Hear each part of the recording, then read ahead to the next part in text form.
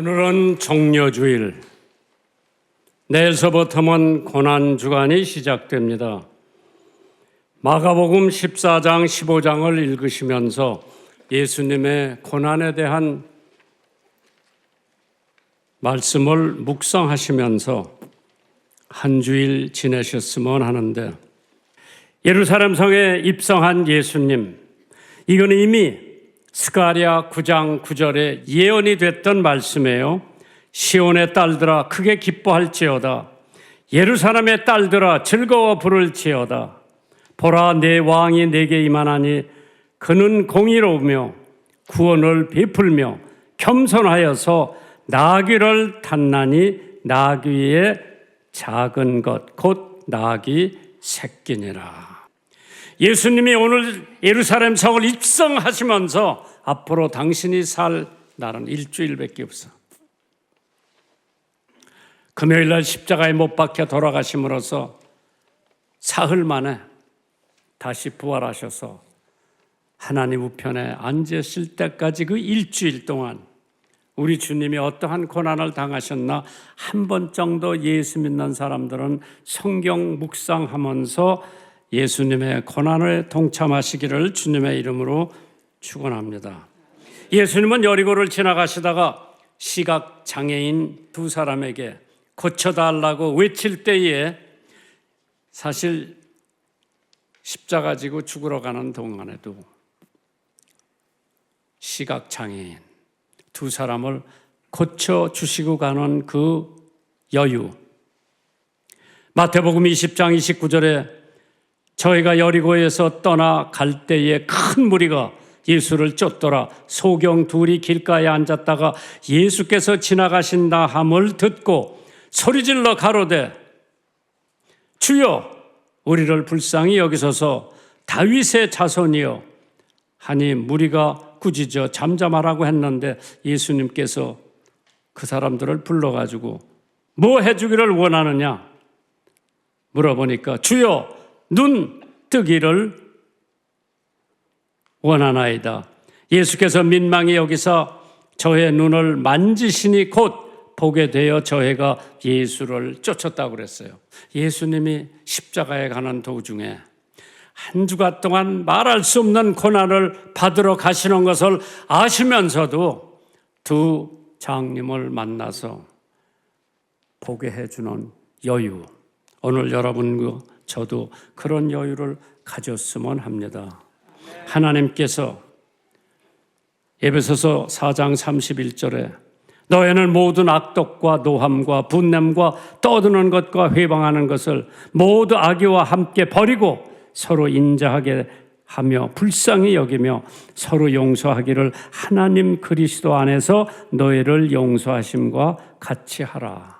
암만 바쁘더라도 주변을 한번 살펴보시고 나보다 더 어려운 사람들이 있다면 그 사람을 위해서 잠시 시간을 내서 사랑, 위로, 격려해 줄 수 있는 마음의 여유가 오는 주간에 있기를 주님의 이름으로 축원합니다.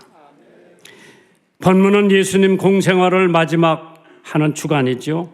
예루살렘 성을 입성함으로써 그때 그에게는 아무도 타보지 않은 나귀 새끼, 흠없고 길들여지지 않은 어린 나귀를 타고 하나님의 목적을 위해서 준비되었기 때문에 그 나귀를 타고 예루살렘 성을 입성하는 예수님을 잠시 생각해 보세요.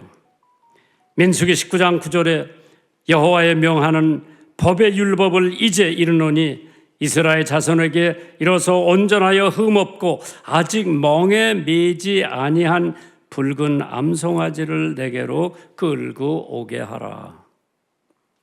하나님께서 오늘 본문을 통해서 우리가 무엇을 배워야 하고 신앙생활에 도움이 되고자 하는 그 뜻이 뭔지 우리가 한번 짚고 넘어가야 되는데, 오늘 첫 번째 대지로 주님의 명령, 마가복음 11장 2절에 이르시되 너의 맞은편 마을로 가라.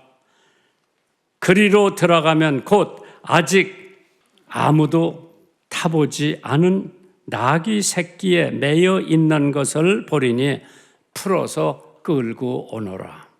맞은편 마을로 가라고 그랬죠.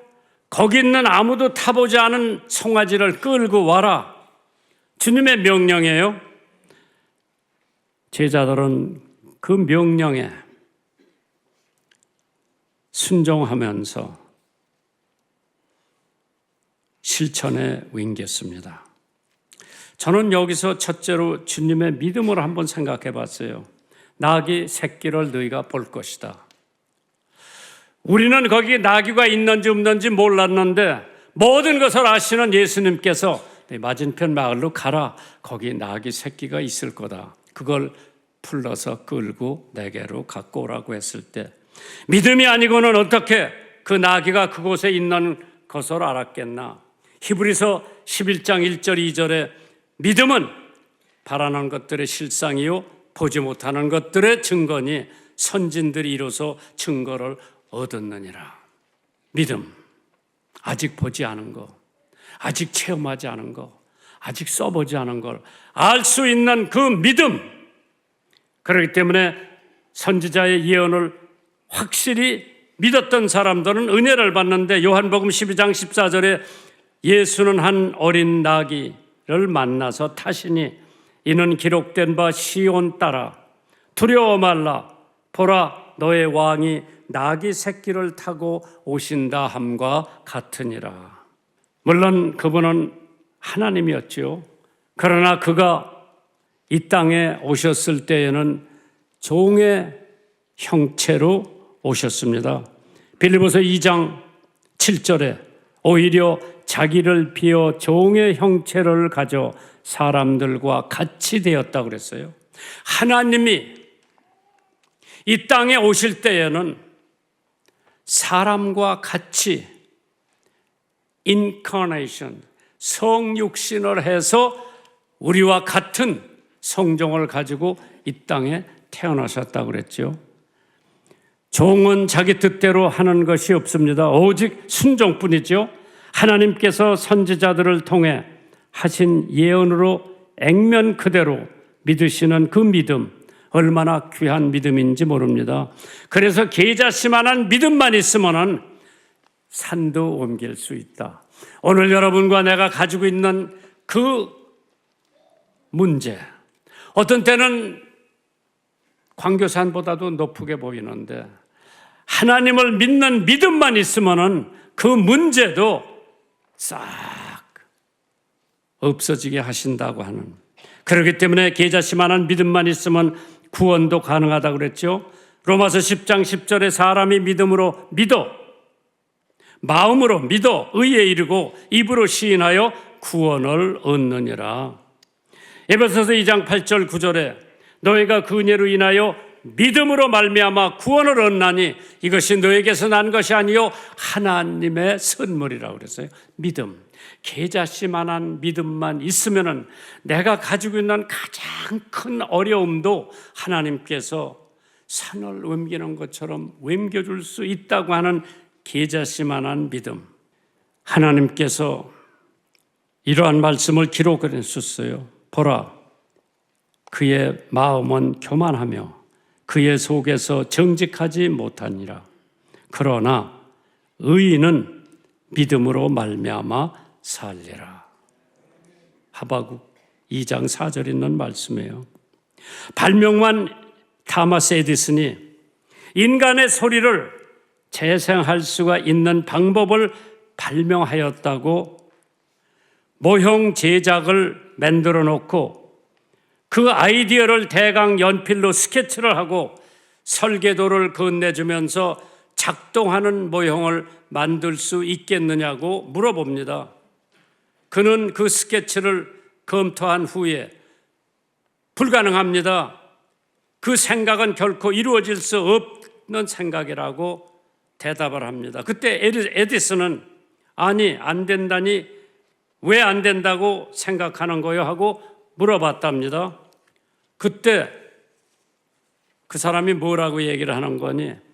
모형 제작자는 이렇게 대답을 했대요. 왜냐하면 아직가장 말을 할 수 있는 기계를 아무도 만들어낸 적이 없기 때문이요 라고 대답했을 때 에디슨이 그 모형 제작을 하는 사람에게 판결을 뿌리치고 단호하게 말을 합니다. 내가 여기에 스케치한 대로만 만들어 보시오. 만약 그것이 안 되면은 손해를 보거나 실패를 한다면 내가 그 손해 본 모든 것을 책임지겠다. 결국 에디슨은 축음기를 발명해서 은박지에 녹음을 했던데 처음 녹음한 것이 찬송가 속죄하신 구세주라고요. 그때 조지 스테븐이라고 하는 사람이 녹음을 합니다. 그가 이런 말을 했죠.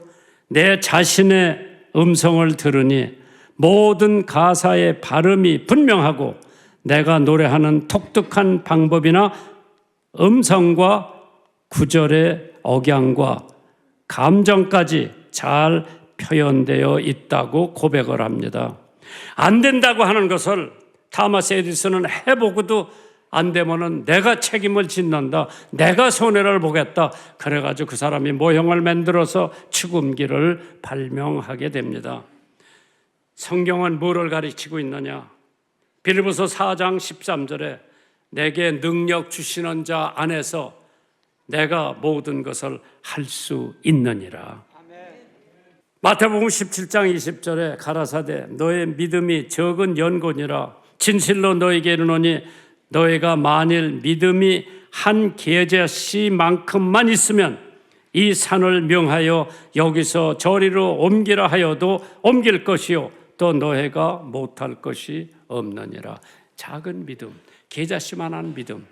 내가 가지고 있는 아무도 해결할 수 없는 그 어려운 문제도 하나님께서 계자씨만한 믿음만 있으면 고쳐주신다고 했습니다. 주님에 대한 순종, 주가 쓰시겠다.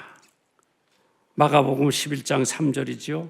만일 누가 너에게 왜 이리 하느냐 묻거든 주가 쓰시겠다 하라. 그리하면 즉시 이리로 보내리라. 나는 그걸 보면서 어떻게 내미 송아지를 주인의 허락도 없이 풀고 간다고 하는 것을 제자들이 믿고 순종하는 것을 봤을 때 이 순종이라고 하는 것은 겸손의 표시요. 겸손하지 않은 사람은 절대로 순종을 안 합니다. 순종하는 사람은 늘 그 사람에게 겸손한 마음이 있는 것을 믿으시기 바랍니다. 육신적으로 피곤했을 때, 때로는 지칠 대로 지치고 세상에 가망이 없다고 생각할 때에 우리는 하나님을 의지하게 됩니다. 그리고 하나님의 뜻에 순종을 하게 됩니다. 미국 제39대 대통령 지미 카터 대통령은 후보 때였습니다. 선거 유세의 그 바쁜 일정에도 주일이면 선거운동을 멈추고 고향 플레인스 조지에 가서 자기 다니는 교회 주일학교 교사의 일을 충실히 할 수가 있었습니다. 그는 23년간 가르치던 교회 주일학교 교사직을 결코 소홀할 적이 없었다고 합니다. 소홀히 한 적이 없었기 때문에 하나님께서 그에게 미국 대통령 자리까지 맡겼다고 그러죠. 기왕이면 많은 사람들이 모인 큰 도시에서 큰 교회에서 예배를 드리면 선거운동도 간접적으로 할 수 있었겠지만 그는 자기 교회로 가서 차분하게 교사직을 충실히 했던 지미 카터. 그가 가르치는 사람은 20명이에요. 주일학교 20명 앉혀놓고 가르치는데 신문 기자만 70명이 와 앉아 있었어요.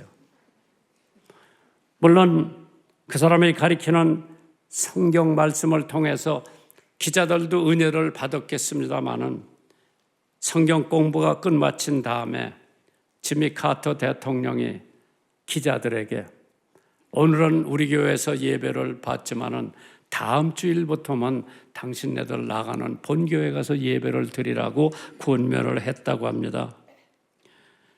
위대한 일을 하는 사람일수록 주의를 거룩하게 지키고 바쁠수록 주의를 거룩하게 지키고 여유를 가지고 조용히 주님을 명상하며 주님의 말씀을 상고하는 시간을 적어도 일주일에 한 번 주일날. 결국 그는 대통령에 당선되어 큰 영광을 차지했고 한국 방문에서도 주일날 여의도 침례교회 가서 하나님 앞에 예배드리는 모습을 저는 직접 봤죠. 가난했던 사람, 돈 좀 벌면 별 수가 없던 사람이 권력을 쥐게 되면, 어떤 지위에 올라가게 되면 교회 나가는 것을 등한시하고 꺼려하는 사람들이 여기는 없지만은 옆에 동네 교회는 덜어 있더라고. 편안해지면 나가겠다고 미루든가, 선거 유세를 끝내고 교회 나가겠다고 하며 목사님께 기도나 해달라고 부탁하는 정치인들이 가끔은 있죠. 그러한 사람이 성공하면 그 영광을 누구에게 돌릴 것인가?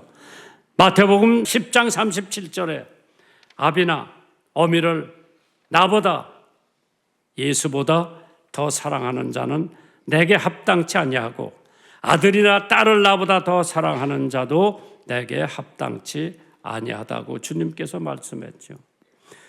주님의 확신, 즉시 이리로 보내리라. 주님이니까 알지. 만약 주인이 못 가져간다고 시비를 걸면은 가져오지 못했을 거예요. 그러나 예수님께서 이 땅에 계신 동안에 자신 있게 확신을 가지고 제자들을 가르쳤습니다. 나는 길이요 진리요 생명이라고 했죠. 나는 세상의 빛이라고 했죠. 나를 본 자는 아버지를 본 자라고 그랬어요. 내가 진실로 진실로 너에게 이르노니 사람이 거듭나지 아니하면 천국을 볼 수 없다고 하는 예수님의 말씀은 이것도 아니고 저것도 아닌 것이 아니라 확실해요. 그렇기 때문에 우리는 예수님의 명령, 순종하는 태도를 가져야 된다고 그랬죠. 왜? 순종이 제사보다 낫다. 마가복음 11장 4절에 제자들이 가서 본즉 나귀 새끼가 문 앞에 거리에 매여 있는지라 그것을 푸니 거기 섰는 사람 중 어떤 이들이 가로되 나귀 새끼를 풀어 무엇하려 하느냐 하매 제자들이 예수의 이르신 대로 말한데 이에 허락하더라. 예수님의 말씀대로만 우리가 행동을 하면은 모든 게 이루어지는 줄 믿으시기를 주님의 이름으로 축원합니다. 참 제자들의 순종. 제자들이 가서 본즉, 사실 제자들이 믿지 않을 수도 있죠. 바쁘다고 핑계할 수도 있고 다른 일을 먼저 보고 갈 수도 있고 또 두려워할 수도 있죠. 그러나 오직 주님 말씀만 믿고 순종하는 그 제자들. 누가복음 19장 32절에 보내심은 받은 자들이 가서 그 말씀대로 만난지라. 말씀대로만 하면은, 예수님의 말씀대로, 하나님의 말씀대로만 하면 만사가 형통으로 이루어지는 걸 믿으시기 바랍니다. 그 제자들의 간증을 들어보세요. 마가복음 11장 5절 6절에 나오죠. 거기 섰는 사람 중에 어떤 이들이 가로되 나귀 새끼를 풀어 뭘 하느냐 하매 제자들이 예수의 이르신 대로 말한데 이에 허락하더라. 주님이 명령이 떨어지기가 무섭게 나귀 새끼를 풀어도 아무 저항이 없었습니다. 저는 이 말씀을 보면서 그 주인이 혹시 예수 믿는 사람이 아닌가? 혹시 예수님한테 신세진 사람이 아닌가? 혹시 아내의 암병을, 부모님의 죽을 병을 예수님께서 고쳐주시지 않았나? 그렇지 않았더라면 어떻게 예수님이 쓰신다고 말했을 때에 나귀를 서슴없이 풀어주는 주인. 그렇지 않으면 생색을 한번 내보려고 하지 않았을까? 제자도 훌륭했지만은 그냥 나귀 새끼를 내주는 주인도 훌륭한 사람입니다. 마태복음 21장 2절 3절에 이르시되 너의 맞은편 마을로 가라. 곧 매인 나귀와 나귀 새끼가 함께 있는 것을 보리니 풀어내게로 끌고 오너라. 만일 누가 무슨 말을 하거든 주가 쓰시겠다 하라. 그리하면 즉시 보내리라. 이게 마태복음에 나오는 거죠. 하나님께서